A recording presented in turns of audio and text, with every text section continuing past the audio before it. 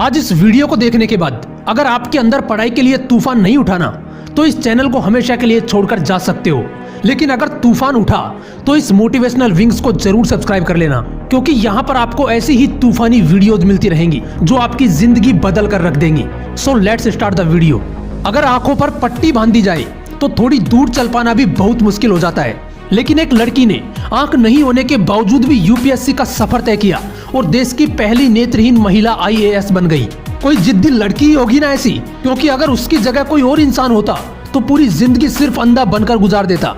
वो जिद्दी लड़की और कोई नहीं, महाराष्ट्र के उल्लासनगर की प्रांजल पाटिल है, जिसको रेलवे ने नौकरी देने से इसलिए मना कर दिया था क्योंकि उसकी आंखें नहीं थी। और आज वही लड़की तिरुवनंतपुरम में आईएएस के पद पर कार्यरत है। ये सब उसकी जिद और अंदर चलने वाले उस तूफान का ही नतीजा है जो हर परेशानी को उखाड़ कर फेंक देता है।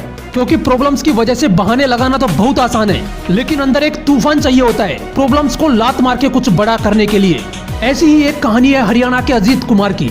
5 साल की उम्र में इस बंदे को डायरिया हो गया और इस वजह से उनकी आंखों की रोशनी हमेशा के लिए चली गई। लेकिन कहते हैं ना कि इरादे पक्के और अंदर एक जिद हो तो इंसान किसी भी कीमत पर मंजिल तक पहुंच ही जाता है। इस बंदे ने आंखें नहीं होने के बावजूद भी अच्छी रैंक से यूपीएससी की एग्जाम पास की, लेकिन आंखों की वजह से इस बंदे को सिविल सेवा में कोई पद ना देकर रेलवे में अधिकारी का पद ऑफर किया गया। लेकिन उस बंदे ने उसे ठुकरा दिया, क्योंकि जिस बंदे के अंदर एक तूफान उठ चुका हो, जिसने जिद पाल रखी हो कि साला आईएएस बनना है तो बनना है, ऐसे बंदे को रोक पाना बहुत मुश्किल है। उस बंदे ने अच्छी रैंक होने के बावजूद भी सिविल सेवा में पद नहीं मिलने की वजह से अधिकारियों पर ही केस फाइल कर दिया। 2 साल तक केस चला और फाइनली उस बंदे ने केस जीत लिया और उसे आईएएस का पद ऑफर किया गया।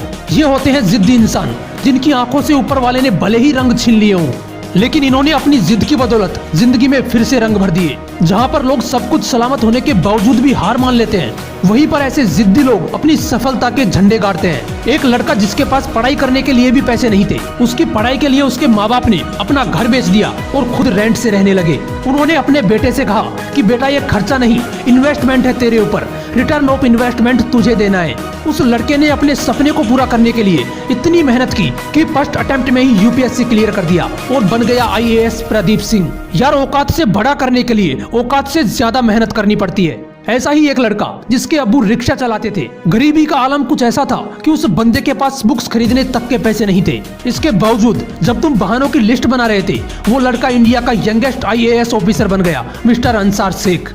अगर आप गवर्नमेंट जॉब की तैयारी कर रहे हो तो ये तो कन्फर्म है कि आप किसी रईस खानदान से बिलोंग नहीं करते हैं। आप में से किसी के पिताजी गवर्नमेंट जॉब करते होंगे तो किसी के प्राइवेट जॉब करते होंगे, किसी के पिताजी शॉपकीपर होंगे तो किसी के पिताजी मजदूर भी होंगे।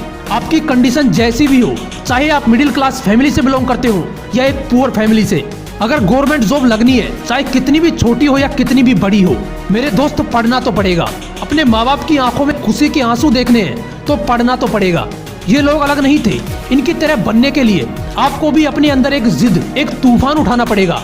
आपको जरूरत पैदा करनी पड़ेगी। इसलिए अपने अंदर के पढ़ाकू इंसान को जगाओ और बहानों को साइड करके लग जाओ अपनी पढ़ाई में।